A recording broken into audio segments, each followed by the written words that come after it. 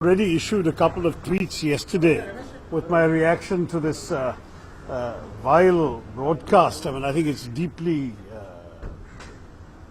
something that really angers as well as saddens me, that somebody should try and exploit a personal tragedy in this recklessly irresponsible way by broadcasting a series of lies and distortions about something that affects human beings' lives and affects families and people.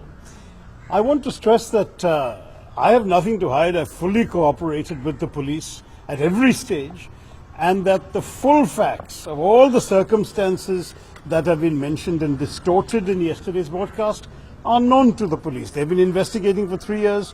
They have not so far been able to establish whether any crime has been committed or any murder has even occurred. So all this is something that the police are the right and most competent people to respond to. As far as I'm concerned, I just really deplore these sort of cheap men. I think Kerala journalists, and there are so many of you here, you don't need to be told about what happens when a new channel wants to establish itself and get some attention, get some eyeballs. But the pursuit of TRPs in the question of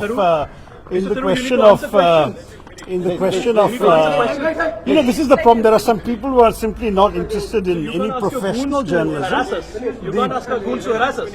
Somebody would rather hear their own voice. Why don't you interview him? He is ready to be interviewed. He doesn't need to. But it's your own man Friday who's speaking. Please take over.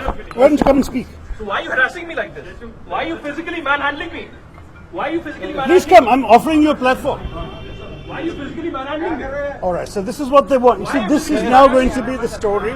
This is what they're interested in. Why are you physically manhandling me? What is he doing? Why are you manhandling me? What is he doing? This is what your goons are doing. This is what your goons are doing. People are not journalists. No, this is what your goons are doing. This is what your goons are doing. Why should I get Let me just conclude what I have to say, which is very simply that as far as I'm concerned, you are all professional journalists. This, unfortunately, is not an example of professional journalism. What we've seen here, sadly, we all understand. I've been a very strong advocate of freedom of expression. The media has a very important role as a witness.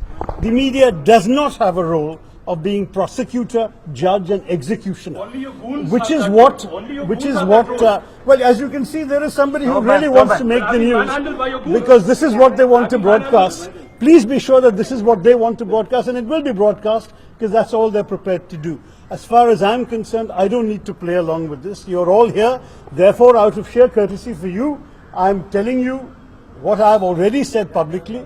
The rest of the matters are very much, there is a legal system in our country, there are constitutional rights for people in our country, there is a judicial system in our country.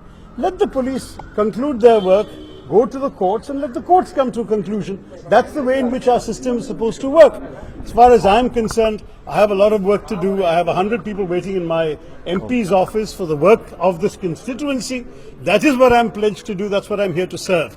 Somebody else would rather hear the sound of their own voice and be the object of the news. They're welcome to it. For me, the news about this country and about this constituency are the important pressing things that we need to do to get this country on the move. It is not about the TRPs of a third-rate digital outfit that is basically the digital equivalent of a toilet roll. I don't wish to participate in that. Thank you very much.